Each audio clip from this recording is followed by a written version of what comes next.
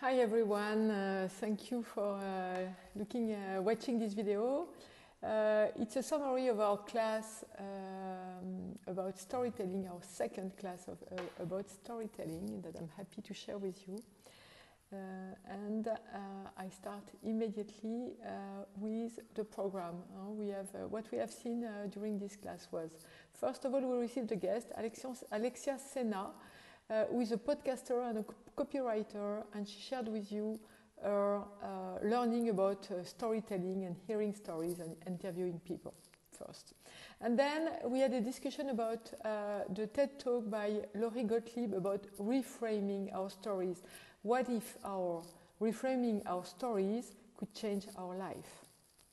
So that's our second point. And then we discussed about two different concepts. One concept coming from NLP, neuro-linguistic programming, and one very important skill, emotional intelligence skill, which is empathy. So, shall we start? So first of all, I would like to make a quick summary of Alexia's comments on storytelling and writing stories, and maybe just a few things. I will not go back to everything she said, but I think that I want to have maybe a summary in 3 points. The first striking piece was about the fact that you cannot control what people think about your story. You tell your story, some will like it, some will love it, some will depraise it or dislike it. You can control what you say. You cannot control how people react. That's the first point. So it's important to really focus on what's in your responsibility, how you can act, what you can act on. Okay? That's the first point.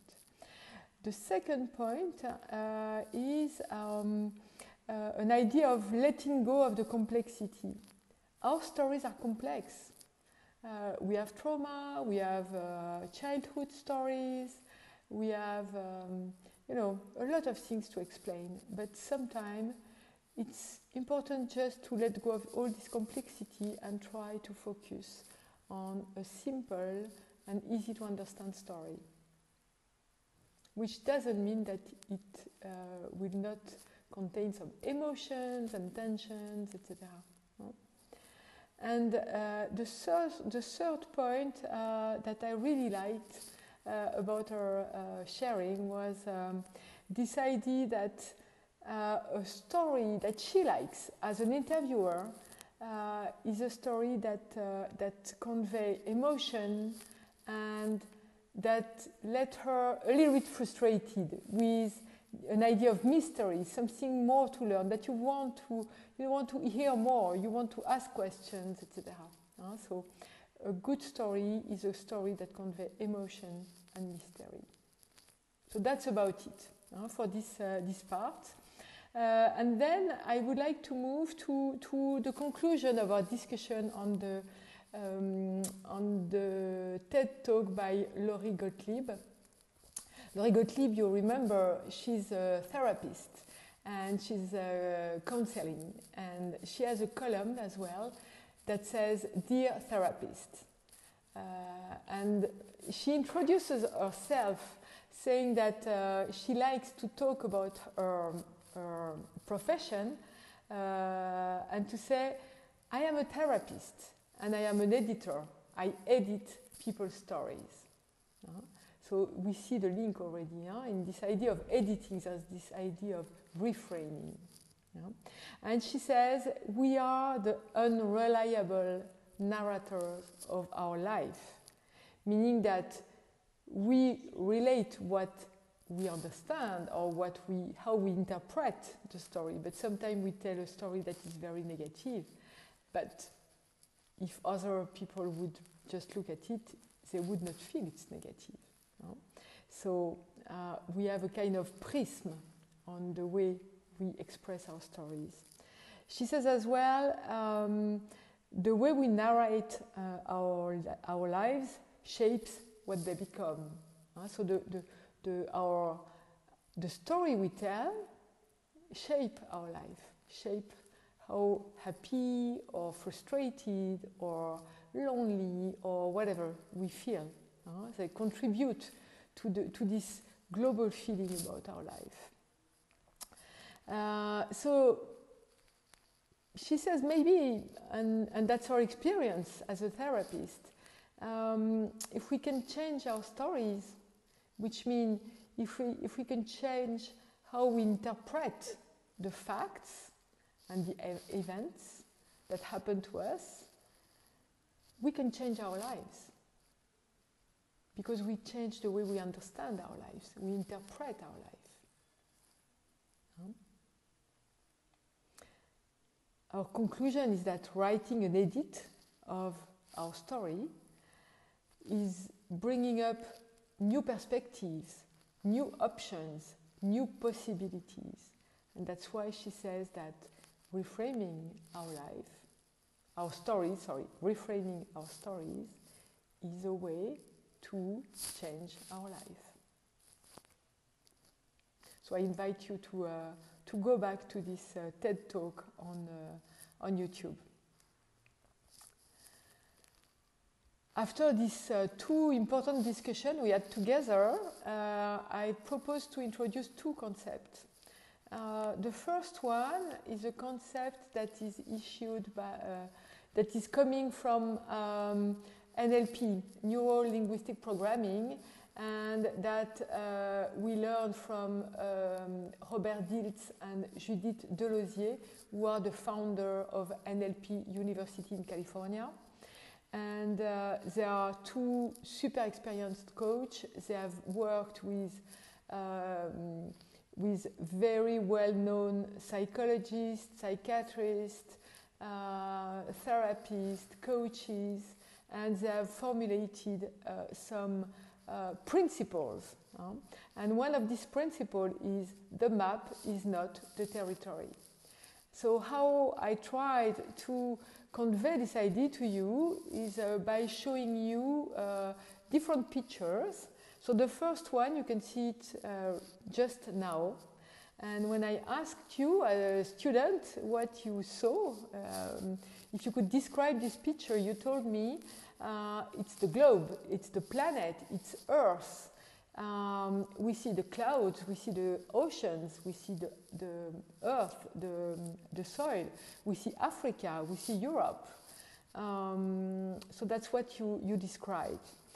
And then I showed you these two different maps.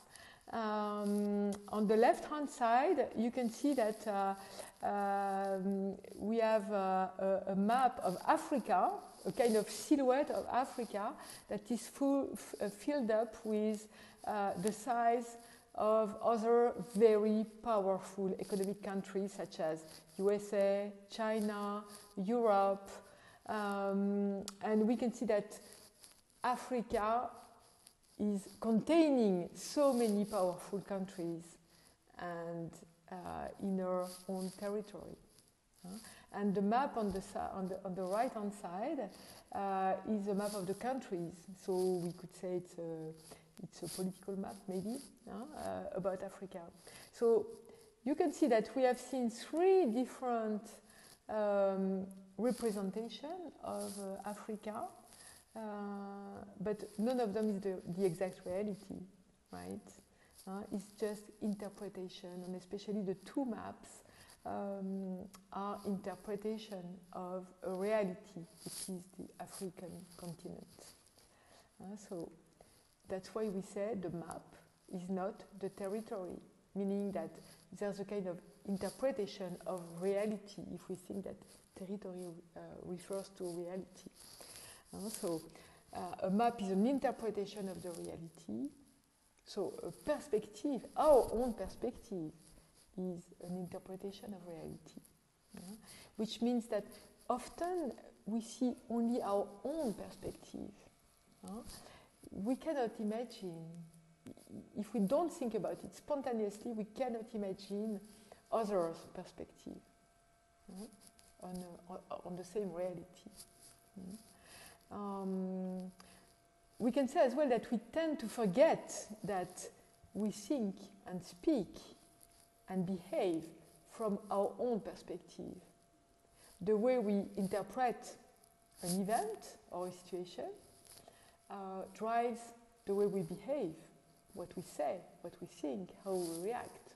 And that's why sometimes we get super upset about something, and your very good friend or your brother that is here just close to you doesn't react at all because he doesn't see the same reality. He doesn't have the same interpretation of the reality.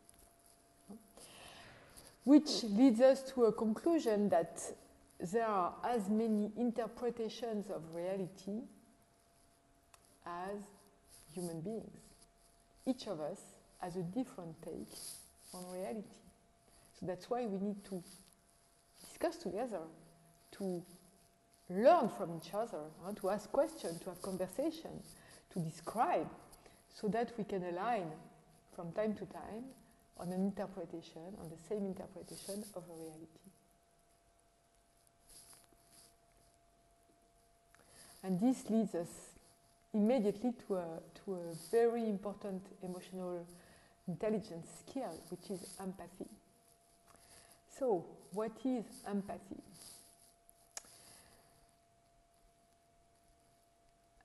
Empathy is the ability to be aware, to understand and appreciate the feelings and thoughts of others. And this is a definition that is coming from this book, The EQ Age, Emotional Intelligence and Your Success, by Howard Book and Stephen Stein, that are two psychologists, American psychologists, that have written this very famous book about emotional intelligence. So empathy is this ability to be aware, so to notice, to observe, to notice and to be aware of the feeling and the thoughts of others, to understand it and to appreciate it. Okay? Which means we can summarize it with a kind of with a saying before you judge a man, walk a mile in his shoes. So we can say that empathy is a way to walk in another's shoes, see what they see, feel what they feel, hear what they hear, and understand. Okay? So that's empathy. And this empathy is having this attitude, this feeling, this understanding without judgment, which means we accept others' feeling without judging. So it's important to, when we talk about empathy and think about it, it's important to remember that empathy is not sympathy. It's very different. Empathy is really feeling and understanding what others feel, their emotions, when sympathy is being close to them, care for them, put your arm around your friend who is sad, for instance. So be close to them, be kind to them and nice. So it's a different attitude. There's no judgment in empathy, we have said it. There's no, this is a sincere attitude. It's not calculated. So we can exercise it, we can train ourselves to develop more empathy. But it has to come from a sincere intention to feel what others feel. And it's not as well giving advice, saying, okay, I understand that you're very sad, you should do this, you should do that to get better, blah, blah, blah. This is not empathy. This is very different. Empathy doesn't give advice. Empathy is listening, accepting, understanding, feeling the feeling of others. Okay? So that's quite important because that's quite subtle. And you have shared a short workshop about what is how empathy is useful in a professional conversation where you will tell your story. So I let this question open, and I let you think about it and maybe write a few notes about it under the video so that we can exchange further on this. And I concluded this session by a short drawing that I took from this book that I like very much. It's a book that is called How to Be Interesting, and it was written by Jessica Hagi, and it's only very small drawings like this and words, and it's really fun to read, full of good advice. And the one that I chose is called Be Interesting, and it says, in a nutshell, conformity and monotony lead to invisibility. As soon as we read it, or as soon as we hear it, we forget about it. Invisibility. When authenticity and honesty leads to memorability. And this is a reminder of something that Alexia shared with us. And she said, you know, what I'm looking for is stories that provoke a feeling, that, so that when you remember the discussion with this person, or the story, or the meeting with this person, most probably you will have forgotten the content, the story itself, the words. You will have forgotten how the person looked, but you will remember how you felt. That's my conclusion for today. So you remember, look at this video, watch this video, then put your comments here, or drop me an email. If you're one of my students, drop me an email to follow up on this discussion. See you next week.